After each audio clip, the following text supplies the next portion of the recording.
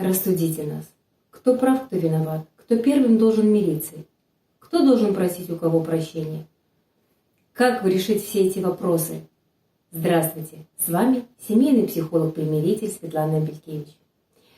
Вопрос о том, кто прав, кто виноват и кто должен делать первый шаг, очень естественный. Нет такого человека, кто хотел бы сам попросить прощения или рискнуть и сделать шаг навстречу первым. Все мы сомневаемся, нам страшно, вдруг не поймут, почему я должен делать, а не другой. Мы как-то перекладываем вину, ищем виноватых. Кто-то в другую крайность впадает и говорит, что нет, это во всем я виноват. Дело в том, что в возникновении любого конфликта, проблемы всегда есть вклад как минимум двух человек. Не бывает такого, что на 100% виновен только кто-то один. Например, пара опоздала на самолет. И есть 70% вины жены и 30% мужа. Может быть наоборот, муж и виновен больше, а жена меньше. Пропорции могут быть разные. Но всегда есть вклад как минимум двух людей. Одним из самых больших заблуждений, когда близкие и любящие люди пытаются выяснить правду. Почему так произошло? Кто виноват и что делать? Дело в том, что есть ситуация, когда вообще никто не виноват. Это форс-мажор, даже прописывает форс-мажор. Жизнь так сложилась. Например, есть буферная зона. 30% вина мужа, 30% жены и 40% это буферная зона, когда никто не виноват. Буферная зона может быть 10%, может быть 50%. Но всегда есть какой-то объем, когда никто не виноват. Так же и сложилось. Второй важный момент, что у каждого из нас своя правда. Я что-то рассказываю, кто-то согласен, кто-то не согласен. Кто-то согласен на 80%, кто-то на 10%. Да? Но у каждого из нас есть свое мнение, своя правда. И эти правды, они могут не соприкасаться. И очень хорошо, если правда мужа и жены, то есть общий взгляд, это система ценностей, они совпадают на 50%. Это очень хорошие семьи, крепкие союзы, устойчивые. Бывает так, что конфликт, и каждый начинает выяснять, кто виноват, что делать. И в поисках этой правды можно очень далеко дойти до суда. И здесь очень важный момент. Во всех странах судебной практики примирительная процедура – это досудебная. Потому что юристы по-честному говорят, если дело дойдет до суда, то вы потом не помиритесь. Это как ампутация, отрежут, назад не вырастет. Но многие думают, что если мы пойдем в суд, и нас судья рассудит, скажет, что нет, ты виноват или ты виновата, как-то по закону все будет правильно, мы тогда сможем помириться. Нет, тогда уже люди не мирятся.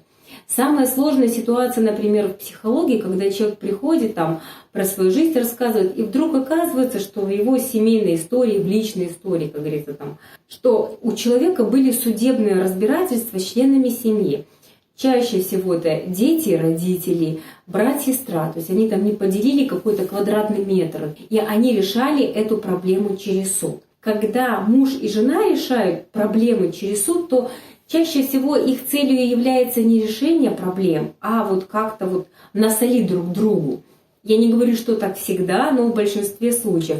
Очень хорошо этот момент показан в фильме «Развод в большом городе», когда муж с женой разводились, они решали вопрос опеки через суд не для того, чтобы позаботиться о ребенке, а чтобы насолить друг другу. И ребенок был всего лишь средством. То есть я клоню к тому, что очень важно решить для себя, определиться, что для меня важно, быть правым или быть вместе. До тех пор, пока человек хочет найти правду, кому-то что-то доказать, он не сможет быть под одним одеялом с кем-то другим. Иногда нам приходится выбирать. Быть вместе под одним одеялом или быть правым. Если человек кровь из носа, но он хочет доказать, что он прав или она права, женщина, прямо когда с пеной у рта доказывают, то они не смогут оказаться под одним одеялом с любимым человеком. Поэтому примирители спрашивают, что вы хотите? Вы хотите помириться или быть правым? Человек говорит, а я и то, мне, пожалуйста, заверните, я оба хочу. Нет, такого не бывает. Почему не бывает? Еще раз, правда у каждого своя. И мы не можем сделать эту правду как-то общей. а рассудите нас. Корень слова «суд», то есть кто прав, кто виноват. А к примирителям обращается, говорит, помирите нас. Не так важна правда, сколько желания быть вместе. Поэтому и говорят, что правда живет в суде, а любовь живет в раю. Вот эти вещи желательно разделять, что до тех пор, пока мы ругаемся, выясняем, кто прав, кто виноват, какие-то судебные тяжбы у нас, мы не сможем быть под одним одеялом. При всем желании, при всей страсти, любви и желании. Одна из самых больших трагедий в нашей жизни в том, что даже близкие, родные люди считают, что вот если они смогут докопаться до правды, выяснить вот правду, они смогут помириться. Все оно как раз наоборот. Правда живет в суде, а любовь живет в раю. Иногда нам действительно приходится выбирать, быть правым или быть вместе. Это абсолютно разные дороги. Как раньше в советском пионерлагере говорили, мальчики налево, девочки направо. И вот даже сами слова правым, да, быть правым, правоведение, за правое дело, то есть это что-то правильное. Корень это слово правильно, то есть это быть правильно. А вот лево это вот левак, деньги какие-то лево, или там, ой, меня занесло налево. Или, ай, загулял, пошел налево человек. То есть лево это что-то про другое. Есть ситуации, когда третьего не дано. Или это, или это. Ну вот надо выбирать что-то.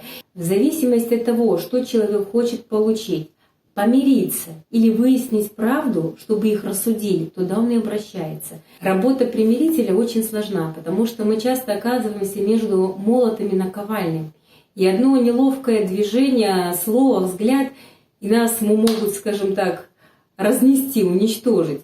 Поэтому у примирителя всегда один из таких вот важных профессиональных качеств. Мы должны одинаково хорошо относиться к одному человеку и к другому. Мы не выясняем отношения, кто там больше гадостей сделал, кто меньше, кому что причитается, кто кому должен. И наша задача помочь людям как-то начать смотреть друг на друга по-доброму. Иногда на консультации люди приходят и говорят, мы же, скажем так, всегда были начеку, и все это время читали информацию, смотрели ролики, чтобы быть готовым к чему-то. То есть люди ждали удар в спину. И вот это вот наша настороженность, когда мы о другом думаем как-то плохо, ждем от него какой-то подвох, мешает нам помириться. Если для человека важно быть правым и расставить все точки над «и», то это к юристам. Если вы хотите помириться, наладить отношения, то это к примирителю.